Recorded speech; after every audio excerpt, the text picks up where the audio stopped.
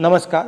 आज मैं एक बहुत ज़रूरी मुद्दे पे आपसे बात करना चाहता हूँ। ये हर देशवासी के लिए ज़रूरी है, मगर पिछड़ा वर्ग, दलित, आदिवासी महिलाओं के लिए ये सबसे ज़रूरी मुद्दा है। ये आपके भागीदारी के बारे में है। 2023 में पूरे देश ने, सब पार्टियों ने महिला आरक्षण बिल को पूरा समर्थन दिया था। कांग्रेस पार्टी सबसे आगे थी। सालों के लिए हम महिला बिल पास करना चाह रहे थे। अंत में 2023 में हुआ। भारतीय राष्ट्रीय कांग्रेस की तरफ मैं नारी शक्ति बंधन अधिनियम 2023 के समर्थन में खड़ी हुई।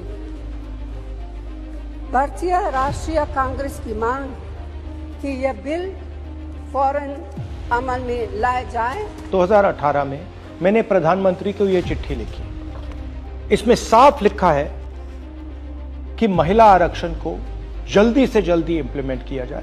यहां मैंने कहा है कि 2019 में महिला आरक्षण इंप्लीमेंट हो जाना चाहिए। उसके बाद 2023 में मैंने भाषण दिया, पार्लियामेंट हाउस में भाषण दिया, अनेक भाषण दिए, जिसमें मैंने कहा कि महिला आरक्षण देश के लिए जरूरी है और जल्दी से जल्दी इंप्लीमेंट हो जाना चाहिए। In my view, it is quite simple. This bill can be implemented today by giving 33% of the seats in the Lok Sabha and the Vidhan Sabha to India's women. I would like to have seen OBC reservation included in this bill. I think it is very important that a large chunk of India's population, large chunk of India's women should have access to this reservation. And that is missing in this bill. भाई और बहनों, अब बहुत बड़ी बेईमानी की जा रही है। प्रधानमंत्री नहीं चाहते कि कास्ट सेंसस, नए सेंसस, ओबीसी सेंसस के बेसिस पे यह निर्णय लिया जाए। वो चाहते हैं कि 2011 का सेंसस यूज किया जाए, जहां पे पिछड़े वर्ग का नंबर है ही नहीं।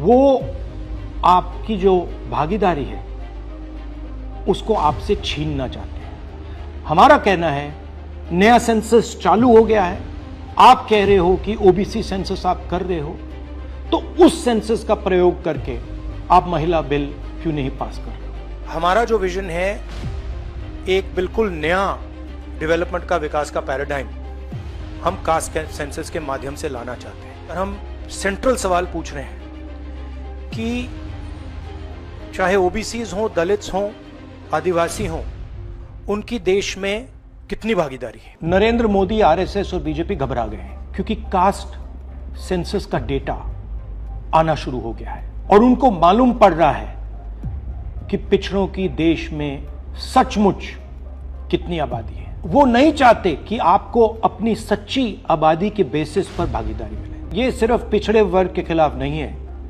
ये एंटी नेशनल एक्टिविटी की जा रही है, क्योंकि पिछड़ा वर्ग 50% है, उसको भागीदारी मिलनी चाहिए और प्रधानमंत्री आपकी भागीदारी आपसे छीन रहे हैं और आपको झूठ बोलने की कोशिश कर रहे हैं। इनका जो प्रपोजल है, इसमें एक और बहुत खतरनाक चीज हो रही है। The government has unveiled a sweeping delimitation bill 2026 proposing a massive expansion of India's parliamentary representation. The strength of the Lok Sabha is set to jump from 545 to a staggering 850 seats. सच्चाई ये है कि अगर जो मोदी जी चाहते हैं हो जाए, तो जो छोटे स्टेट्स हैं, साउथ के स्टेट्स हैं और नॉर्थ ईस्ट के स्टेट्स हैं, उनका रिप्रेजेंटेशन कम हो जाए। उनको भयंकर नुकसान होने वाला है और मैं इसको एंटी नेशनल एक्टिविटी मानता हूं। हमारा जो स्टैंड है वो बिल्कुल क्लियर है। अगर आपको करना है तो ओबीसी सेंसस का जो डेटा है उसके बेसिस पे कीजिए, 2026 के सेंसस के बेसिस पे कीजिए, 2011 के सेंसस के बेसिस पे मत कीजिए, क्योंकि उसमें ओबीसी का, पिछड़े वर्ग का कोई डेटा नहीं है। और अगर आप सचमुच में वुमेन्स बिल इंप्लीमेंट करना चाहते हो तो आपके पास वुमेन्स बिल पड़ा हुआ है, उसको आप इंप्लीमेंट कीजिए, हम आपको पूरा समर्थन देंगे। मगर पिछड़े वर्ग, सदर्न स्टेट्स, छोटे स्टेट्स के खिलाफ हम आपको काम नहीं करने देंगे। मोदी जी, मैं समझता हूं कि आप देश को मैसेज देना चाहते हो कि आप प्रो वुमेन हो। मैं जानता हूं कि आप एप्स्टीन फाइल से घबराए हुए हो। 35 लाख फाइलें यूएस में बंद पड़ी हैं, चाबी ट्रंप जी के हाथ में है और आप उससे डरे हो।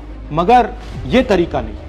आप चाहते हो कि आपके मुताबिक सीटें बढ़े, आपके मुताबिक डिलिमिटेशन हो और पिछड़े वर्ग को कुछ ना मिले। हम ये नहीं होने देंगे। पुराना डेटा नहीं चलेगा। 2026 कास्ट सेंसस का डेटा ही चलेगा। हम आपको पिछड़े वर्ग से चोरी नहीं करने देंगे। हिस्सा चोरी बंद करो। पिछड़ा वर्ग, दलित, आदिवासियों को उनका हक दो।